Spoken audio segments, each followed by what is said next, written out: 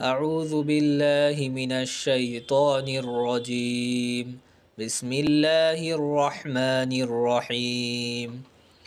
يا نساء النبي لستن كأحد من النساء إن اتقيتن فلا تخضعن بالقول فيطمع الذي في قلبه مرض وقلن قولا معروفا.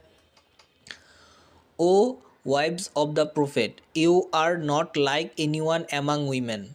If you fear Allah, then do not be soft in speech to men, lest he in whose heart is disease should covet, but speak with appropriate speech. হে নবী পত্নীগণ, তোমরা অন্য নারীদের মতো নও।